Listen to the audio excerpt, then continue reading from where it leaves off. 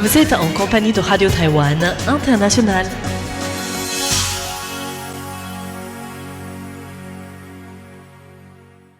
Bonjour à tous et bienvenue sur l'antenne française de Radio Taïwan International.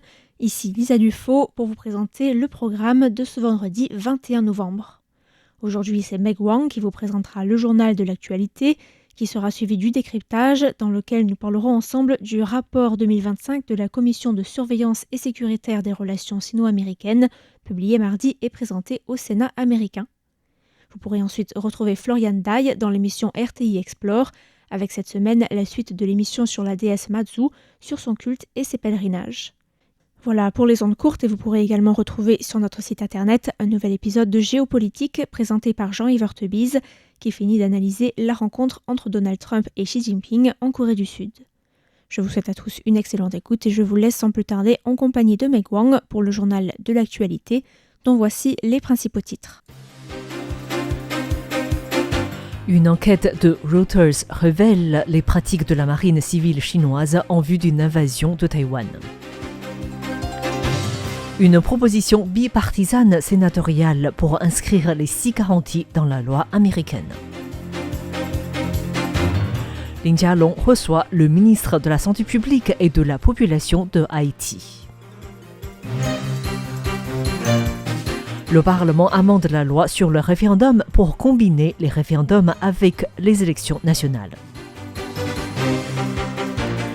Bonjour à tous, vous êtes bien à l'écoute de Radio Taïwan International. C'est Meg Wang à l'antenne pour vous présenter notre journal de ce vendredi 21 novembre.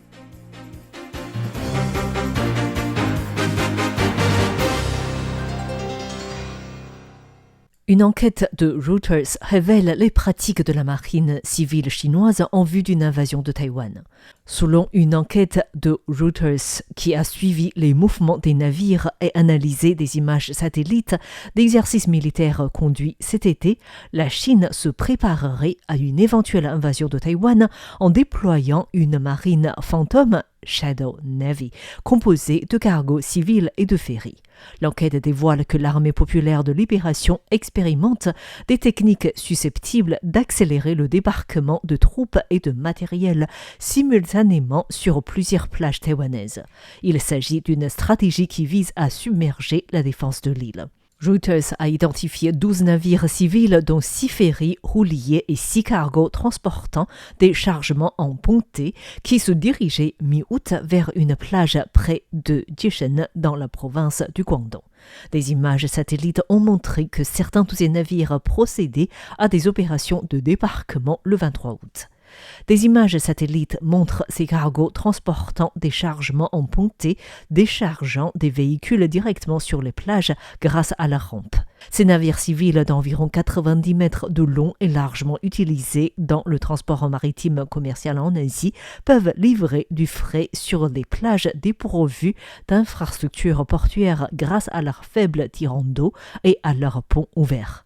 Les exercices ont également mis en scène un système de jetée flottant autopropulsé qui n'avait pas été vu depuis 2023, ce qui suggère que la Chine continue de développer une infrastructure mobile qui pourrait accélérer le débarquement de troupes, le déchargement de matériel et de fournitures si l'infrastructure taïwanaise existante est indispensable ou détruite lors d'une invasion selon des experts en guerre navale. Selon Reuters, l'utilisation de navires civils pourrait considérablement accroître la capacité de débarquement amphibie de la Chine. Selon des experts militaires taïwanais et américains, l'armée chinoise ne dispose actuellement que de navires militaires dédiés au transport d'environ 20 000 soldats pour une attaque initiale. Ce chiffre est bien inférieur aux estimations de ces mêmes experts quant aux effectifs nécessaires à une invasion de Taïwan. La conquête de Taïwan exigerait entre 300 000 et 1 million de soldats, voire plus, affirme-t-il, ce qui rend les navires civils essentiels à tout plan d'invasion. Une proposition bipartisane sénatoriale pour inscrire les 6 garanties dans la loi américaine. Les sénateurs américains John Curtis et Jeff Merkley ont présenté le 20 novembre le Six Assurance to Taiwan Act, un projet de loi bipartisan visant à inscrire formellement dans la loi les 6 garantie comme politique américaine fondamentale envers Taïwan, a renforcé le contrôle du Congrès et a empêché tout changement unilatéral de la position de longue date des États-Unis sans passer par un acte législatif. Les 6 garanties qui sont des lignes de conduite semi-formelles sont élaborées par l'administration Reagan et elles constituent les 6 engagements fondamentaux de politique étrangère qui ont sous-tendu les relations américano-taïwanaises pendant près d'un demi-siècle. Ce projet de loi, s'il est adopté, conférerait pour la première fois à ces garanties une force de loi à part entière et garantirait que toute tentative de modification devrait être préalablement examinée par le Congrès. Les républicains et démocrates s'accordent sur le fait que les États-Unis doivent réaffirmer leur soutien de longue date à Taïwan, a déclaré le sénateur Merkley. Et je cite, « Notre projet de loi bipartisan consacre un principe fondamental de la politique américaine envers Taïwan. Il garantit qu'aucune administration ne puisse se désengager de cet engagement en catimini et envoie un message clair. Les membres du Congrès de tous les bords politiques ne toléreront aucune tentative de compromettre ce partenariat essentiel. » Fin de citation. Pour qu'un projet de loi soit adopté par le Congrès, il doit être adopté dans une version identique par la Chambre des représentants et le Sénat avant d'être promulgué par le président. La version de la Chambre des représentants portant le même nom a déjà été proposée en septembre dernier. Lin Jialong reçoit le ministre de la Santé publique et de la Population de Haïti. Le ministre des Affaires étrangères, Lin Jialong, a reçu hier le 20 novembre Bertrand Sinal, le ministre de la Santé publique et de la Population de Haïti, un allié diplomatique de Taïwan. Les 2 ministres ont notamment échangé sur le sujet des coopérations médicales. Le ministre taïwanais a souligné que les soins de santé intelligents et l'industrie de santé figurent déjà parmi les 8 programmes phares de coopération avec les alliés taïwanais. Ce programme se concentre sur 5 domaines clés, à savoir l'amélioration des infrastructures hospitalières, la fourniture d'équipements médicaux, la mise en place de systèmes d'information médicale, la formation des professionnels de santé et l'établissement d'un système de paiement-remboursement durable. L'objectif est d'assister les pays amis à améliorer la capacité et la qualité de leurs soins médicaux dans l'ensemble. Bertrand Sinal, nommé à la tête du ministère de la Santé publique en janvier dernier, est à Taïwan pour prendre part au Forum mondial sur la santé et le bien-être. Son homologue guatémaltèque, Joaquim Barnoya, également présent au forum, a été reçu séparément hier également par le ministre des Affaires étrangères, Lin Jialong. Le président annonce la reprise de la politique de location des terrains publics pour les agriculteurs. Après une première période d'essai de la politique de location de terrains publics aux agriculteurs à Yilan en mai dernier, le président de la République Lai Ching-te a annoncé aujourd'hui la reprise officielle de cette politique 17 ans après sa suspension. Pour la réapplication de cette politique d'abord mise en place en 1948, le président a annoncé 3 conditions. Tout d'abord, un terrain agricole loué doit toujours être exploité dans un but agricole. Ensuite, le locataire doit être un agriculteur qui possède ou loue déjà un terrain qu'il cultive par ailleurs.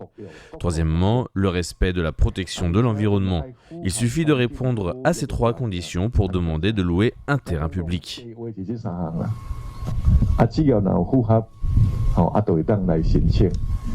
Selon Lai Ching-te, actuellement 4445 agriculteurs répondent à ces conditions. Le gouvernement recense environ 2000 hectares de terrain, comprenant des terres agricoles en plaine et des terres aquacoles appartenant à l'État dans le pays. À la suite de cette décision politique, le ministère de l'Intérieur a annoncé cet après-midi également avoir constitué un comité d'évaluation pour assister les agriculteurs dans le besoin. Un retour vers le passé au sujet de l'organisation des référendums. Le Parlement a approuvé aujourd'hui en 3e lecture un amendement à l'article 23 de la loi sur le référendum, un projet initié par les députés de l'opposition Kuomintang et partie du peuple taïwanais. L'article prévoit que les autorités compétentes doivent organiser un référendum dans un délai de 3 à 6 mois après l'annonce de sa mise en place par la Commission centrale des élections et que si des élections nationales ont lieu pendant cette période, le référendum doit se tenir le même jour.